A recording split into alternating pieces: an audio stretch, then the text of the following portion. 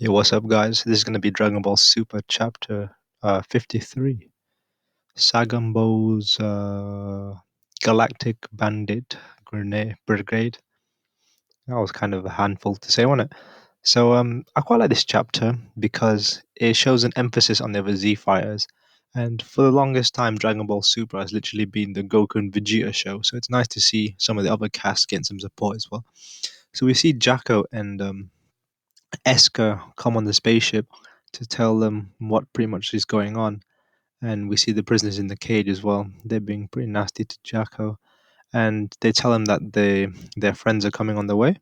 So we got this spiky guy, a guy who looks like Hit, and this pretty much he look a fat version of Botamo, who looks like a panda. So yeah, we got those three coming their way. And they kind of played a trick on me, which I thought was quite cool. How they said they had 10 days to prepare, but what really happens is they had pretty much 10 minutes in the end, because of what's he called, OG-73's special move, which is pretty much to steal other people's abilities. So they coincidentally land on this planet where everyone can teleport. So that was pretty cool. And because of that teleportation ability, they what do you call it? They actually managed to get to Earth ahead of time, so they didn't even get any time to prepare. And these guys look quite menacing, actually. But I'm quite surprised because I expect Piccolo to be stronger than these lot, because Piccolo is quite strong in a sense. Obviously not compared to Goku and Vegeta, but just in general, he's quite strong. I would say, power scaling wise. But yeah. So Piccolo, him and OG-73 definitely have a battle, but I was really disappointed by Piccolo in this chapter. In the first part, Jacko pretty much tells him, "Don't let OG-73 touch you, because that's how he steals his power." And guess what? Piccolo literally like gets thrown off guard and gets touched straight away. So yeah, that's kind of stupid. But I've noticed on his forehead he's got like a gem looking thing, and that's how you know that he's got someone's ability. That's pretty cool design, I guess. So yeah, the dude fires off a special beam cannon, just like Piccolo's, and it does quite a lot of damage, but they miss. And with that, Piccolo and Saga OG-73 have a fight, and they pretty much just do mirror moves. It's kind of a cliche thing because it's not a unique ability that OG-73 has, but we see them both fight. And I don't really understand, even though you can copy someone's abilities, you shouldn't be able to have the same amount of strength as them. It should scale to your own strengths. So, but they fight quite equally. And yeah, and even Jacko has a little battle with Shiro Rekka, the two midgets, pretty much. So yeah, we just see Piccolo and them two fighting, but seems like OG-73 has the upper hand. And then we got the panda dude. He fights Krillin, and even Satan joins in the fight. But this panda dude is kind of unique because he's kind of a big, quite bulky character. But his thing is that he's really nimble as well, despite being as big as he is. So yeah, that's kind of cool. But we see Krillin kind of losing this fight right now, and we go back to Piccolo and OG-73 pretty much doing the same moves. And I thought something that was quite broken was apparently OG-73 has unlimited energy as well. So that is so broken. Like, why? Like I mean, infinite stamina, same thing, but that is the most broken thing. How can you have infinite stamina?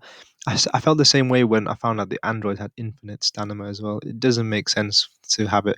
But a weakness of OG-73 is his copy ability pretty much times out after 30 minutes. So Piccolo pretty much has to hold out until that long, and you have to keep in mind that OG-73 doesn't get tired at all, so he can keep up the same level, whereas Piccolo's actually getting tired as he fights, so he's getting weaker and weaker.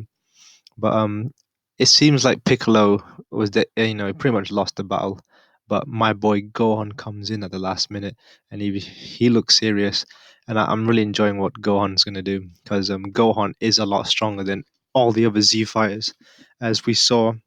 I mean, he's not as strong.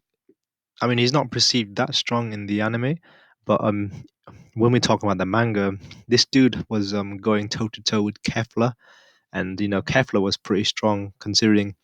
that what's she called? Is it Kale? Kale? Ah, yeah.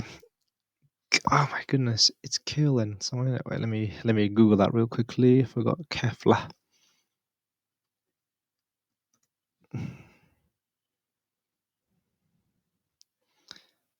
I forgot who Kefla is. Thingy. She's Kale and somebody else.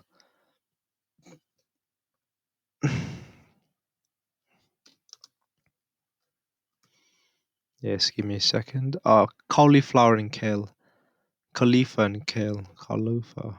So, which one's wit? I forgot.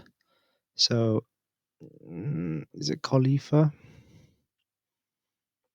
Oh no, it's Kale. I was right the first time. So yeah, it was Kale.